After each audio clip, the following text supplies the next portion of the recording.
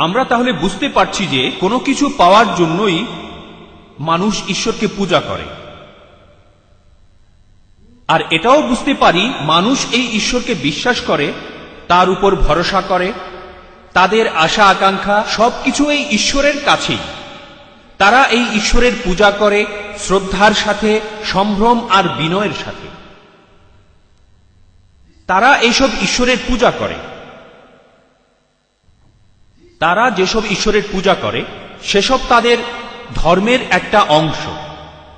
তবে এটা বাদেও আরো কিছু ঈশ্বর আছে, মানুষ তাদেরকেও পূজা করে, তবে ধর্মের অংশ হিসেবে নয়। তবে বিভিন্ন ধর্মের ঈশ্বরের পাশাপাশি এই জিনিসগুলোও ঈশ্বর। মানুষ এইসব ঈশ্বরকে বিশ্বাস করে, তাদের উপর ভরসা করে, তাদের কাছেই আশা করে। আর এসব ঈশ্বরের একটা হলো টাকা পয়সা। টাকা পয়সা, ডলার, পাউন্ড, ইয়েন, ডয়েচমার্ক, এখন অবশ্য ডয়েচমার্ক আর নেই, ইউরো, রুপি। এখন কিভাবে মানুষ টাকাকে পূজা করে? আপনারাই বলেন টাকাকে কিভাবে পূজা করা যায়? আমরা টাকার কাছে প্রার্থনা করি না, কোনো কিছু উৎসর্গও করি না। আমরা আমাদের শেলফের উপরে টাকা রেখে সেটাকে পূজা করি না, কোনো কিছু উৎসর্গও করি না। তারপরেও আমরা টাকাকে পূজা করি। আর মহানবী হযরত মুহাম্মদ সাল্লাল্লাহু আলাইহি ওয়াসাল্লাম বলেছেন, ধিক সেই সব মানুষকে যারা পূজা করে দিনার এবং দিরহামকে। ধিক তাদের যারা টাকার পূজারী। এখানে বলা হচ্ছে তারা দুঃখ আর অশান্তিতে থাকবে। এখানে আরবি শব্দটা হলো ওয়াইল। ওয়াইল, আরবিতে ওয়াইল, এই শব্দটার অর্থ হলো জাহান্নামের আগুনের উপত্যকা। জাহান্নামের আগুনের উপত্যকা। তাহলে ধিক সেই সব মানুষকে যারা পূজা করে দিনার এবং দিরহামকে। এই দিনার আর দিরহামকে আমরা পূজা করি কিভাবে?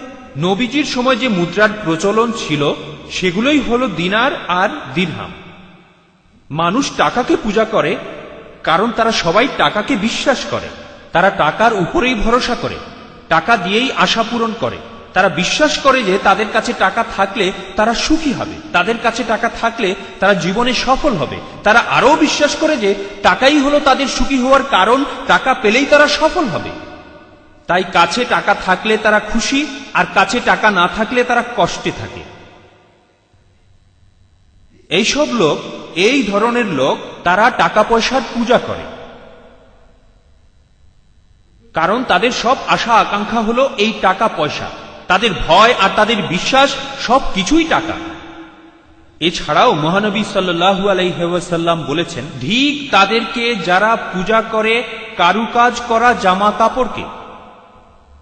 আমাদের মধ্যে কিছু মানুষ ফ্যাশনকে পূজা করে, তারা হলো ফ্যাশনের পূজারী। তাদের কাছে লেটেস্ট জামা কাপড় থাকলে, লেটেস্ট স্টাইলের হলে, লেটেস্ট ফ্যাশন, লেটেস্ট জুতা, সবকিছুই লেটেস্ট। তারা খুব খুশি, আর তারা এগুলো পরে মনে করতে থাকে যে মানুষ তাদেরকে শ্রদ্ধা করছে, সবাই তাদেরকে সম্মান করছে। এটা ভেবে তারা খুশি হয়। এইসব জিনিস কাছে থাকলে তারা নিরাপদ বোধ করে, তারা খুশি হয়। তখন তারা বিশ্বাস করতে থাকে এই ফ্যাশনে, এটার উপরেই ভরসা করে, আর তারা ভাবে যে এগুলোই তাদের জীবনে সব সুখ এনে দেবে।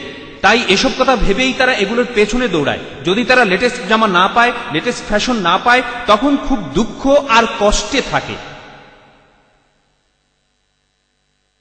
এই ধরনের লোক তখন হয়ে যায় ফ্যাশনের পূজারী। ফ্যাশনই তখন তাদের কাছে ঈশ্বর। পৃথিবীর বিভিন্ন ধর্মে মূর্তিকে যেমন ভাবা হয় ঈশ্বর, টাকাও ঈশ্বর হতে পারে, খ্যাতিও ঈশ্বর হতে পারে, ক্ষমতা আর সম্মান হতে পারে ঈশ্বর, সমাজে অনেক উঁচুতে অবস্থানের আশা ঈশ্বর হতে পারে।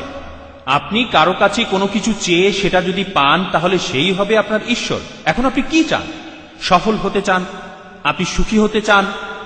আপনি যে জিনিসটাকে আপনার সফলতা আর সুখের উৎস মনে করেন সেই আপনার ঈশ্বর।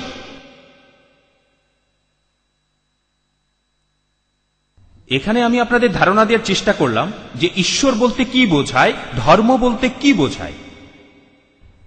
ইসলাম আমাদের সবাইকে বলছে যে বাস্তবে এই সবগুলো ঈশ্বরই তারা নকল ঈশ্বর।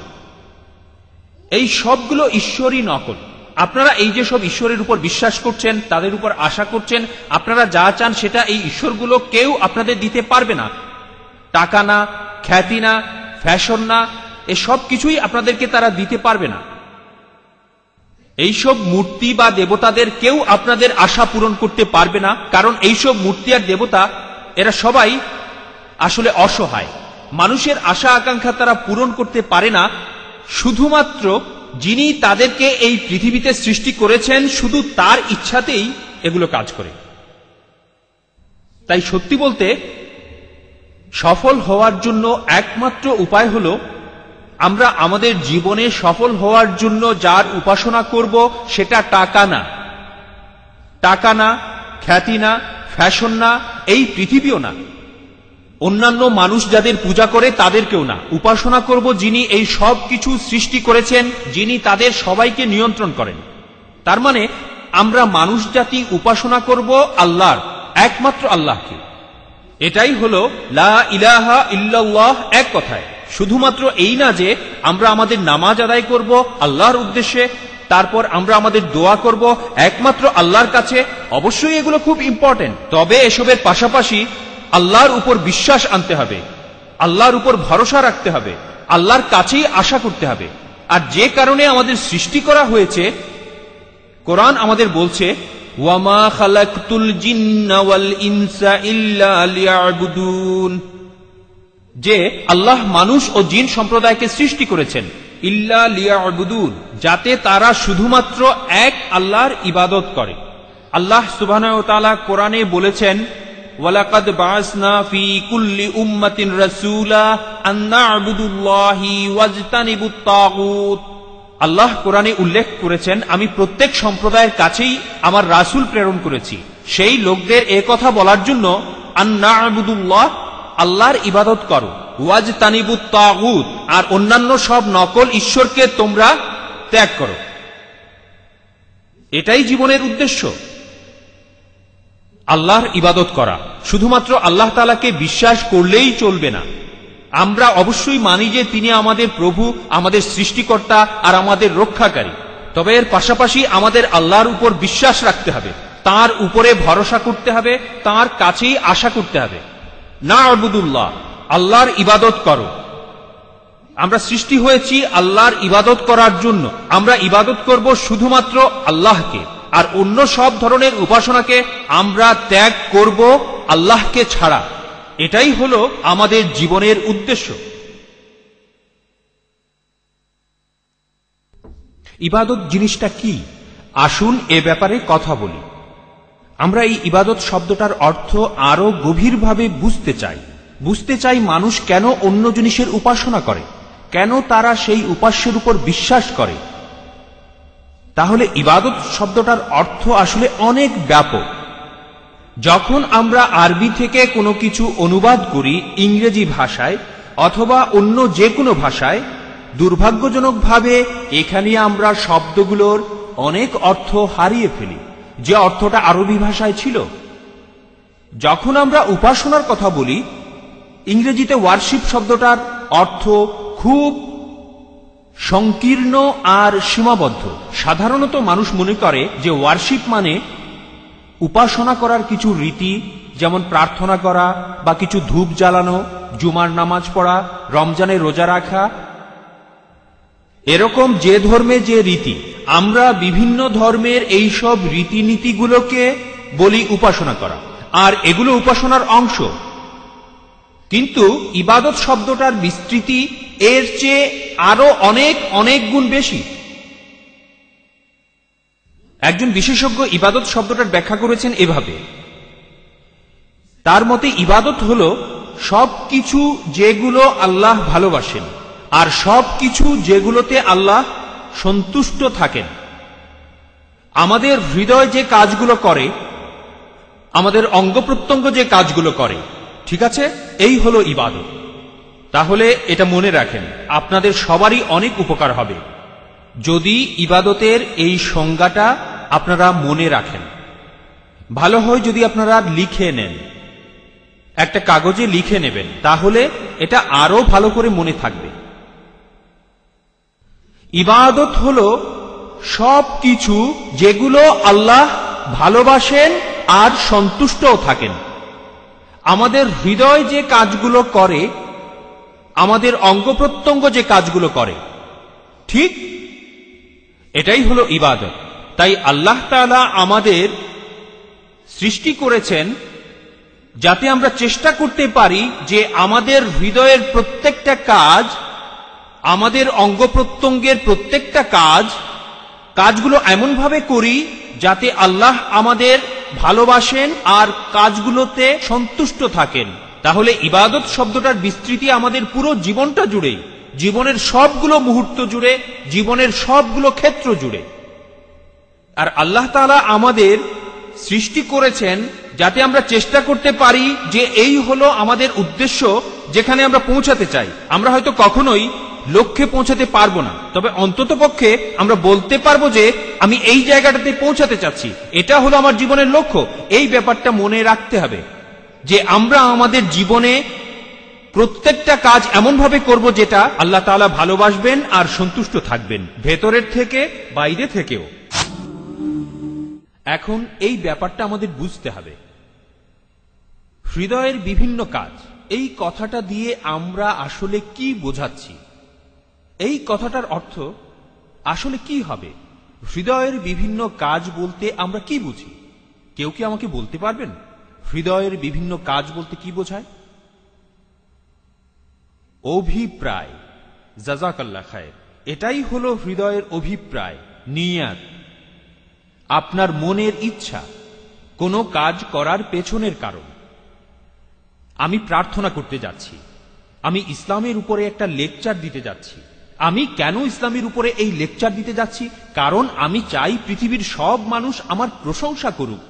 আমি চাই পৃথিবী জুড়ে সবাই বলবে আব্দুর রহিম গ্রিন কি অসাধারণ একজন বক্তা, সে খুবই হ্যান্ডসাম আর সে খুবই আকর্ষণীয়, আমি পৃথিবীতে খুব জনপ্রিয় হব। একজন মানুষের মধ্যে এরকম নিয়ত থাকতে পারে, কিন্তু এই ধরনের ইচ্ছা বা নিয়ত কি আল্লাহকে সন্তুষ্ট করবে? না, এতে আল্লাহ কোনোভাবেই সন্তুষ্ট হবেন না। যে নিয়তে আল্লাহ সন্তুষ্ট হবেন, যখন আমি ইসলামের কথা বলবো সে সময়ে আমি আল্লাহ সুবহানাহু ওয়া তাআলার কথাকেই সবার উপরে রাখব। আর এটা আমার দেখার বিষয় নয় যে আপনি আমার কথাগুলো পছন্দ করলেন নাকি আমার কথাগুলো পছন্দ করলেন না। এখানে আপনাদেরকে সুখী করাটা আমার দায়িত্ব নয়। এখানে আমার দায়িত্বটা হলো আপনাদের জানানো যে ইসলাম আমাদের কি শিক্ষা দেয়। আমি জনপ্রিয় অথবা জনপ্রিয় নই সেটা আমাকে উৎসাহিত করবে না। এখানে আমার উৎসাহ থাকবে কিভাবে আল্লাহর অনুগ্রহ পাওয়া যায়, কিভাবে তার সন্তুষ্টি পাওয়া যায়, কিভাবে তার কাছ থেকে পুরস্কার পেতে পারি আর শাস্তি থেকে বাঁচতে পারি। আল্লাহ আমাকে কিছু জ্ঞান দিয়েছেন আর আমার দায়িত্ব হলো সেই জ্ঞান বিতরণ করা। এই জ্ঞান দিয়ে আমি আমার যথাসাধ্য চেষ্টা করব। এখন এটা কি কোনো ভালো অভিপ্রায়? হ্যাঁ, তাহলে এই নিয়ত হলো আমাদের হৃদয়ের কাজ।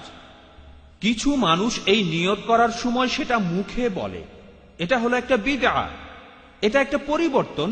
আর আমাদের মহানবী মুহাম্মদ সাল্লাল্লাহু আলাইহি ওয়াসাল্লাম কখনোই এমনটা করতেন না। যদি মুখে বলে আপনি নিয়ত করেন, তাহলে নিয়ত জিনিসটা আপনি বুঝতেই পারেননি। নিয়ত জিনিসটা এমন না যে আমি এখন জোহরের 4 রাকাত নামাজ পড়ব, দুপুর 1:30 অমুক অমুক দিনে, ইত্যাদি ইত্যাদি। কিছু মানুষ এমনটা করেও, এটা আসলে ঠিক নয়। কারণ আপনি এ কথাটা মুখে বলতে পারেন, মনের থেকে নাও বলতে পারেন। আরবিতে নিয়ত শব্দটার অর্থ এটা একটা অভিপ্রায়, এটা আপনার হৃদয়ের একটা অভিপ্রায়। কোনো কাজ করার জন্য দৃঢ় সংকল্প, এটাই হলো নিয়ত। নিয়ত মানে কোনো কিছু করার জন্য আপনার দৃঢ় সংকল্প। তাহলে এটা আপনার হৃদয়ের কাজ, আপনার মুখের কথা নয়। এই হলো নিয়ত, অর্থাৎ আপনার হৃদয়ের কাজ। আমাকে আরেকটা হৃদয়ের কাজের কথা বলেন। হ্যাঁ, আশা। আচ্ছা, ধরেন তাহলে আশা। আমি কোন জিনিসের কাছে কিছু আশা করব? আমি কোনো কিছু আশা করব কার কাছে? কিছু একটার উপরে। তারপর আশা করব এই এই ব্যাপারগুলো ঘটবে। আমার বিশ্বাসটাই হলো এই আশা আকাঙ্ক্ষার ভিত্তি। আমি যেটা বিশ্বাস করি সেটাই আমাকে আশা আকাঙ্ক্ষায় উৎসাহ দেয়। আমি কি আল্লাহর উপর ভরসা করব নাকি আল্লাহ ছাড়া অন্য কিছুর উপর ভরসা করব? এই ভরসা থেকে জন্ম নেয় আস্থা। আমি কার উপরে আস্থা রাখবো? কোন জিনিসের উপরে আমি আস্থা রাখবো? আমার ব্যাংকের অ্যাকাউন্টের উপরে আস্থা রাখবো? আমার ব্যাংকের